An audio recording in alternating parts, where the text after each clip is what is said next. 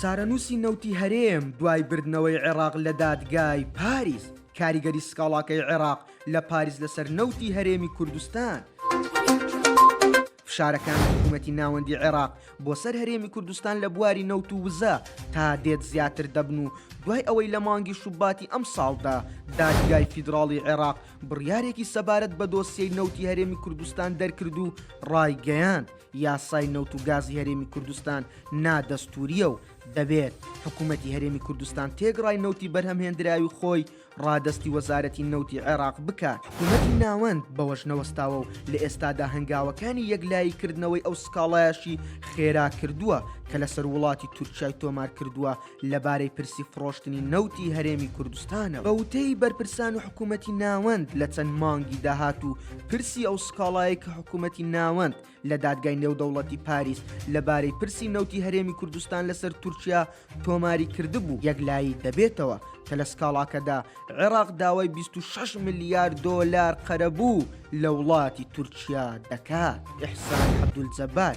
وەزیری نەوتی عێراق ڕۆژی هەینی 15 حوتی 2022 لە ڕاگەیەندراوێکدا گوتی عێراق نزیک بووەتەوە لەوەی مافە مێژوویە یاساییەکانی خۆی بەدەست بهێنێت بۆ بەڕێوەبردننی تەواوی چاڵاکیەکانی نەوت. دوجار دانیشتنی دوایی دەستەی دادوەری سربەژووری بازرگانی نێودەوڵەتی سەبارەت بە کێشەی نێوان عێراق و تورکیا بەڕێوەچوو تایبەت بەڕێکەوتنی بۆڕی نێوان هەردوولا. دەستەکە خستنە ڕووی سکاڵاکەی لەلایەن لایەنەکانەوە داخست دوای ئەوەی گوێی لە وتە و بەرگریان گرت بۆیە چیدی کە هیچ ئەگەرێک نەماوە بۆ درێژکردنەوە یان دواخستن. ڕاشی گەیاندووە دەستەی دادوەری نێودەوڵەتی چاو دەخشێنێتەوە بەو سکاڵای عێراق دژی تورکیا تۆماری کردووە لەبارەی ئەو سەرپێچیانەی کردوویەتی لەبارەی هێڵی نەوتی عێراق تورکیاوە کە لە ساڵی 1973 لەسەری ڕێکەوتون. بە گوێرەی ڕێکەوتنەکە پێویستە لایەنی تورکی پابند بێت بە سەرجەم ڕێنماییەکانی عێراقەوە پەیوەست بە جم و جۆڵی نەوتی خاو لە هەموو بنکەکاندا لە هەڵگرتن و مامەڵە پێوەکردن و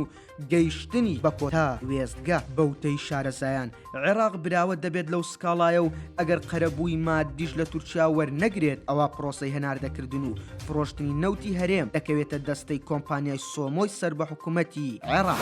شوان زوڵاڵ شارەزای بواری گرێبەستی نەوت و وزە لەبارەی سکاڵاکەوە پێی وایە دەکرێت لە ڕێگەی سیاسی و دیبلۆماسیەوە وڵاتی عێراق و تورکیا بابەتی ئەم سکاڵایە چارەسەر بکەن و ئەستەمە وڵاتی تورکیا 26 ملیارد دۆلار بدا بە عێراق. بۆیە یەکێک لە ڕێگەکان ئەوەیە کە وڵاتی عێراق ئەو 26 ملیارد دۆلارە لە تورکیا وەرنەگرێت و لە بڕی ئەوە کێشەکانی نێوان وڵاتی تورکیا و عێراقی پێ چارەسەر بکەن. لەبارەی ئاوەوە وڵاتی تورکیا ئاوی زیاتر بەرداتەوە بۆ عێراق هەرچۆنێک بێت لە بردنەوەی عێراق لەو سکاڵایە کاریگەری لەسەر هەرێمی کوردستان دەبێت لەبارەی پرۆسەی نەوت و فرۆشتنیەوە. بە پێی نوێترین داتە حکوومەتی هەرێمی کوردستان کە لە حوتی 2022 بڵاوی کردوونەتەوە دەربارەی فرۆشتنی نەوتی هەرێم لە چارەکی یەکەمی ساڵی 2022دا هەردوو شێوەی ناوخۆ و هەناردەکردن بە ڕێگەی بۆڕی بڕی 35 ملیۆن و 332,205 بەرمیل نەوتی بە تێگڕای ڕۆژانەی 388,035 بەرمیل نەوتی لە ڕێگەی بۆڕی نەوتی هەرێمەوە هەناردەی بەندەری جیهانی تورکی کردووە